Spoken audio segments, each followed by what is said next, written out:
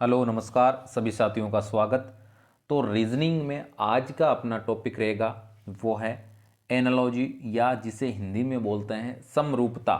आपको पता है ये टॉपिक काफ़ी हद तक इजी है, लेकिन मैं कह दूं साथियों, और लगभग काफ़ी सारे साथी जो बार बार कमेंट कर रहे हैं कि जो एनालॉजी टॉपिक है उनसे हमारे प्रश्न है वो एग्जाम में गलत हो जाते हैं, जिसका कारण एक ही है, केवल और केवल प्रैक्टिस। अगर आप इस टॉपिक की जितनी हो सके उतनी प्रैक्टिस करोगे तो आपके एक भी सवाल गलत नहीं होगा। तो शुरुआत करते हैं आज की क्लास की।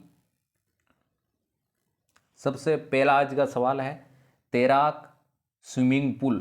तैराक है वो जिस प्रकार स्विमिंग पूल से संबंध रखता है उसी प्रकार ऐसा कौन सा जो एबेसेद है जो आपके ट्रैक से मतलब रखता है। ये आपका है पहला सवाल।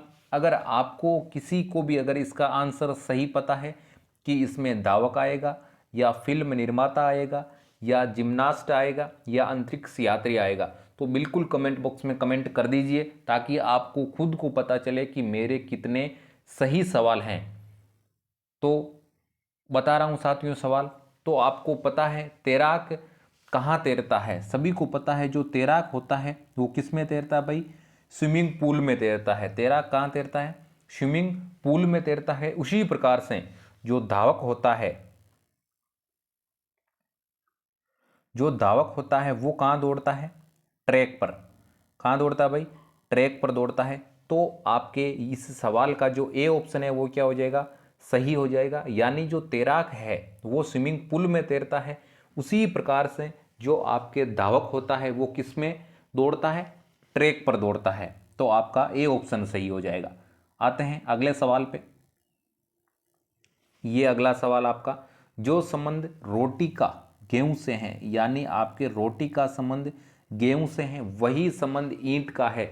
यानी रोटी का संबंध गेहूं से किस प्रकार है और उसी प्रकार से आपका ईंट का संबंध किससे है। तो बिल्कुल अगर आपको इसका आंसर पता है तो कमेंट बॉक्स में कमेंट कीजिए, और नहीं पता तो बिल्कुल इस क्लास को आप जितना हो सके उतना शेयर करें और लास्ट तक जरूर देखें ताकि आपको खुद को पता चले कि एनालॉजी से संबंधित जो प्रश्न आते हैं वो एग्जाम में सही किस प्रकार से करने हैं। तो आते हैं सवाल पे।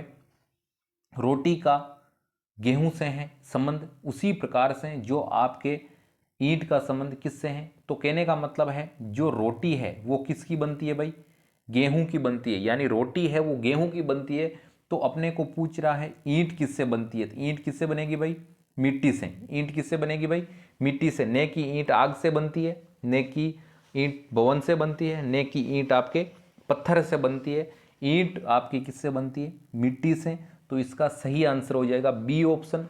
जिस प्रकार से आपको पता है और नहीं पता है तो बता दूं साथियों, रोटी का निर्माण किसके द्वारा होता है, गेहूं से क्या बनती है, रोटी बनती है। और उसी प्रकार से आपकी मिट्टी से क्या बनती है, ईंट बनती है। आते हैं नेक्स्ट सवाल पे। अगला सवाल, नीचे तीन शब्द दिए गए हैं, उनमें से नीचे चार शब्दों में से एक शब्द तीनों शब्दों का वर्ग का द्योतक है, इस शब्द को पहचानिए। कहने का मतलब है जो तीन शब्द नीचे दिए हुए हैं उन तीनों को एक शब्द कौन सा है जो तीनों को आपके द्योतक है, यानी तीनों को उस एक शब्द में रखा जा सकता है। गाय, बकरी, हिरण। आपको अगर आंसर पता है तो कमेंट बॉक्स में जल्दी से कमेंट कर दीजिए ताकि हम इसके आंसर पे आते हैं। बताऊं साथियों, सबसे पहला है आपके गाय, उसके बाद में लिखा हुआ है बकरी और लिखा हुआ है हिरण। सबसे पहले तो ये देखो, ए ऑप्शन में है शाकाहारी, बी ऑप्शन में है मांसाहारी, सी में है उद्भिद, डी में है अंडज। तो आप अगर थोड़े बहुत दिमाग लगा लो तो आपको बी सी डी ऑप्शन में जाने की आवश्यकता ही नहीं है। आपको पता है गाय क्या है, शाकाहारी है, बकरी भी क्या है, शाकाहारी है, और हिरण भी क्या है, शाकाहारी है। यानी ये तीनों आपके जीव जंतु हैं वो किसकी श्रेणी में आते हैं भाई, शाकाहारी की श्रेणी में आते हैं। किसकी श्रेणी में आते हैं, शाकाहारी की श्रेणी में आते हैं। इसका मतलब इस प्रश्न का आपके सही उत्तर क्या हो जाएगा, ए ऑप्शन हो जाएगा। तो आपके गाय, बकरी और हिरण तीनों ही क्या है, एक प्रकार से शाकाहारी जीव है। इसी प्रकार से इस सवाल का अपना सही उत्तर हो जाएगा ए ऑप्शन। अगला सवाल आपका, दिए गए विकल्पों में से संबंधित शब्द को चुनिए। वर्षामापी जिस प्रकार से वर्षा से संबंधित है उसी प्रकार से सीस्मोग्राफ किससे संबंधित है। बिल्कुल, आपको अगर टॉपिक अच्छी तरीके से आ रहा है और पहले काफ़ी बार पढ़ा हुआ है तो बिल्कुल कमेंट बॉक्स में कमेंट कीजिए इस सवाल का सही उत्तर क्या होगा। उसके बाद में मैं आपको सवाल को समझाने की कोशिश करूंगा ताकि आपको आसानी से समझ में आ सके। तो साथियों, आते हैं सवाल पे। तो आपको सभी को पता है वर्षा मापी का उपयोग किस में किया जाता है। वर्षा मापने के लिए किसका उपयोग करते हैं भाई, वर्षा मापी का। आपके वर्षा को मापने के लिए किसका उपयोग किया जाता है, वर्षा मापी का उपयोग किया जाता है। उसी प्रकार से ये थोड़ा सा आपको कन्फ्यूजन करने वाला सवाल है। उसी प्रकार से आपको भूकंप को, किसको भाई, भूकंप को मापने के लिए किसका उपयोग किया जाता है, सीस्मोग्राफ का उपयोग किया जाता है। जो बच्चे साइंस स्ट्रीम से हैं, यानी जो बच्चे 11वीं 12वीं में साइंस ले रखी है उसको तो आसानी से पता होगा। आपको पता है वर्षा को किसके द्वारा मापा जाता है, वर्षा मापी के द्वारा। उसी प्रकार से जो आपके भूकंप है उसको किसके द्वारा मापा जा सकता है, सीस्मोग्राफ के द्वारा। तो ये सवाल काफ़ी हद तक इम्पोर्टेंट कह सकते हो, जो काफ़ी बार एग्जाम में आ चुका है कि आपके सीस्मोग्राफ एक ऐसा यंत्र है जिससे किसको मापते हैं, भूकंप को मापते हैं। किससे मापते हैं भाई, भूकंप को मापते हैं।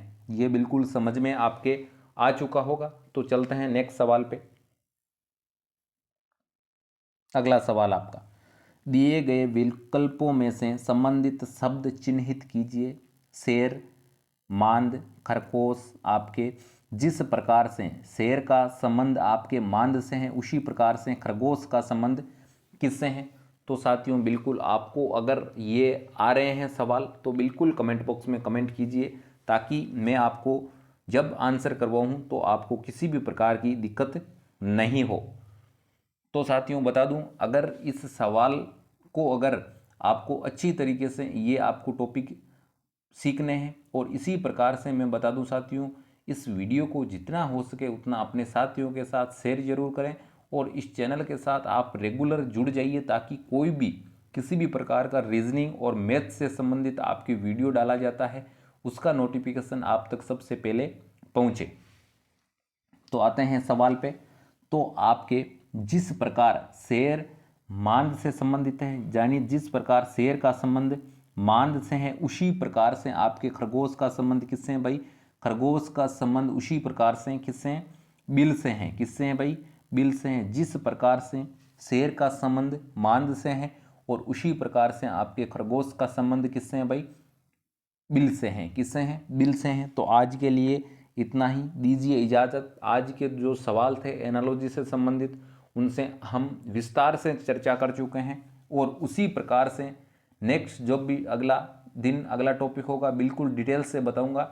और किसी भी टॉपिक में, और इस टॉपिक में आज हमने जो किया है इसमें किसी भी प्रकार की आपके कोई भी प्रश्न में दिक्कत है तो बिल्कुल कमेंट बॉक्स में कमेंट कर दीजिए ताकि नेक्स्ट जब क्लास होती है उसमें आपका जो कन्फ्यूजन वाला सवाल है वो सबसे पहले सॉल्व करवा दिया जाता है।